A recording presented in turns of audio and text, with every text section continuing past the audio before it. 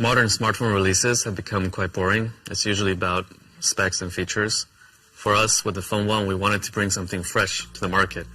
We started off with a modern smartphone as a canvas to build upon, but then we really did something interesting on the back. We call it the Glyph interface. What does it do? It looks really cool, but what's the function behind it? There's a couple of things. First of all, we've perfectly synced the Glyph lights with our ringtones. Let me show you.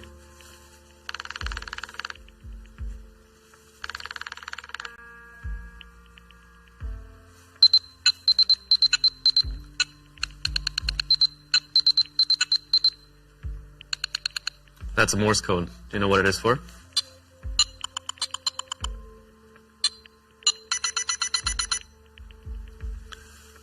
Our intention is for you to set different ringtones and different corresponding glyph patterns for different people.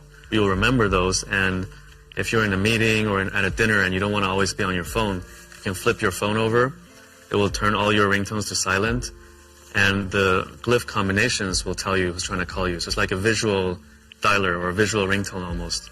Another feature we have here is that all the glyphs are next to the functional areas of the phone. So this one is next to the charging port. As you're charging your phone, this becomes like a progress bar to show how much you've charged. The one here in the middle is next to the wireless charging coil, so when you're charging or reverse charging something, this will light up to indicate that it's being in use. The one up here in the upper right corner, it points to the front-facing camera on the front, and there's also one around the dual camera setup here. This is the start, and we're building more features on top of the Glyph interface, and we look forward to work with our community to see where we can go with this. Something else that's really important for us is how it feels in the hand, like the experience of the product, right? Because we're using our smartphone for hours and hours a day, we wanted the experience to be premium. The front and back are Gorilla Glass 5, and the bezels are made up of 100% recycled aluminum. So nowhere where you touch the phone do you have plastic. For us, sustainability has been important ever since the beginning, but it's not something that you should talk a lot about. For us, it's more about taking the actions and stating the facts. So what have we actually done on the product, right? Apart from the mid-frame, that's 100% recycled aluminum, more than 50% of the plastics used in the Phone 1 are bioplastics or recycled plastics, and 100% of the tin used for soldering is also recycled. We're the only ones, as far as we know, in this industry that's doing this. The first reaction I had to the Phone 1 when I first held it in my hand was, wow, this is really light. And when I've been showing this to friends, that's also their first reaction, because in the past year or so, I've been using the iPhone, and the iPhone is really heavy because it comes with a steel frame, whereas the Phone 1 comes with an aluminum frame. So that's the main difference. Another really core part of the experience for a smartphone is the OS. I don't really get why some Android brands would really put a heavy skin on top of Android. It slows everything down, and I like the Android design. I think there's a lot of good default Android apps, so let's not replace them with our own. Instead, let's focus our time and effort on things that, like incremental value that we can add to users. Our vision is a world without barriers between people and technology, and where you can use your smartphone as a hub for your entire digital life. So for us, what's important is that we build connectivity between Nothing OS and other products all around you. So it goes without saying that Nothing OS should work well with our own products. Actually, we only have one product on the market, which is the Ear 1. So in the quick settings of Nothing OS, you're going to have quick setting controls for your Ear 1. You can change the noise cancellation mode, you can connect it, disconnect it, etc. But we want our ecosystem to be more than just Nothing products.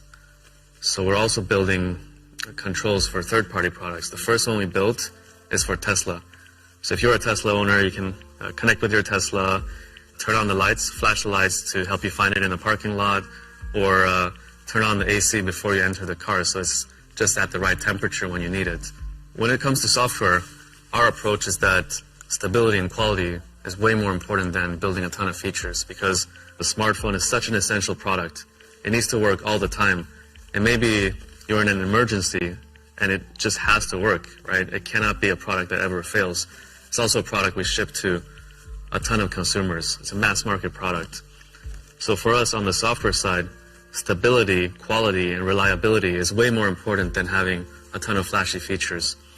So that's why when you look at our engineering team and you look at our resources, we place much more resource on testing, quality assurance, bug fixing than new feature development.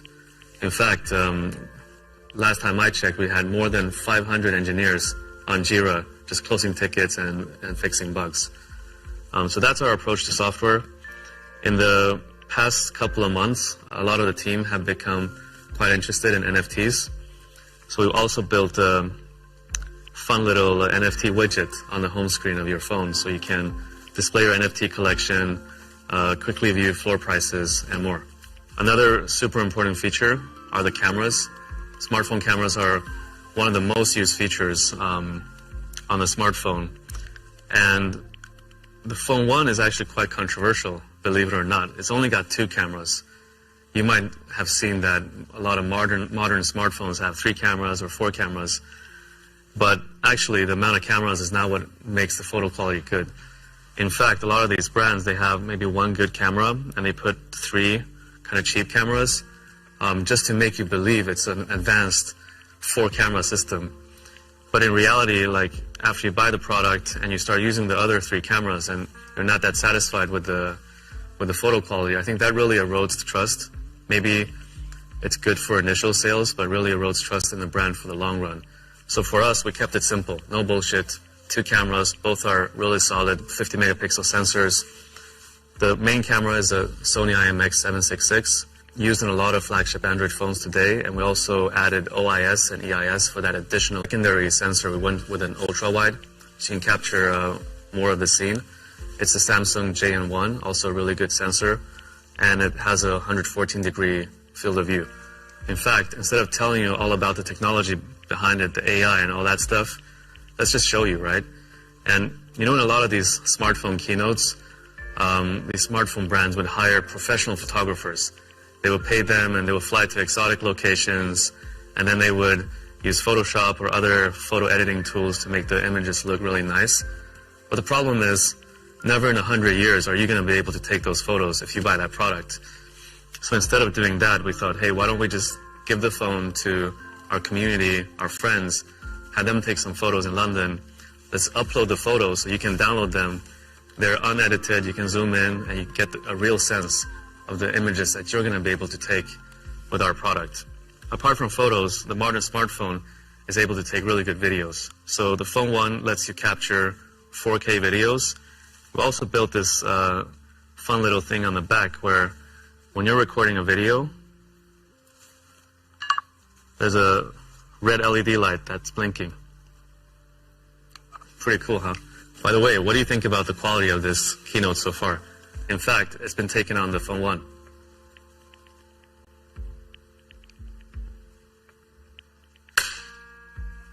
For a smartphone, a display is also super key. I mean, you spend hours and hours every day on your smartphone.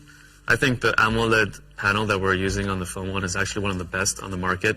It's got HDR10+ certification. It's got 10 bits of color. That means 1 billion colors, so that whenever you're viewing content, it's just so vivid and so lifelike. It's also got a 120 hertz refresh rate and a 240 hertz sampling rate. What does that mean? This, coupled with the software tuning that we've done, means that when you're scrolling through apps, social media feeds, etc., it's all buttery smooth. It's a really pleasant experience. We also did something quite controversial on the screen. We used a flexible OLED display to create a flat design. How does that work? Well, there's this OCD part of us where we wanted the 4 sides of the phone, so the chin, the forehead, the 2 bezels, to be exactly the same width. And usually on Android phones, the chin is a bit bigger than the other parts because on OLED displays, there's these connector ribbons that connects the screen to the motherboard that take up the additional space. So by opting for a flexible OLED, we were able to bend it over to the back. The chin part, it's on the back and hidden. And that's how we accomplished the symmetrical bezels. But the problem is, this costs almost double. Like a flexible OLED display costs almost double that of a regular OLED display. And again, this is a decision that we can't possibly justify with data. Like, if we opt for this display and pay almost double for the screen, are we going to get X amount of better commercial performance on the phone? Don't know. But at the end of the day, we need to create products that we're really proud of, that we like to use ourselves, and also are proud to share with our friends and family. And that's just what we did with the display on the Phone 1. Let's talk about performance. Mobile processors have improved a lot over the past couple of years. So with the Phone 1, we didn't want to go for the latest and greatest on paper. Instead, we wanted to choose a really reliable and solid processor. It comes with a Snapdragon 778G+, using the efficient TSMC 6nm process. It balances battery life, reliability, and performance. And on performance, I'm actually playing Diablo Immortal quite often these days, and even on the highest graphic settings, it doesn't lag. In terms of battery, what's important is that it can comfortably last more than a day. So the Phone 1 comes with a 4,500 milliampere battery. It's got 33 watts of wire charging. It takes around 1 hour to fully charge. It's got 15 watts of wireless charging and 5 watts of reverse wireless charging. So that's about it. Let's go get some fresh air.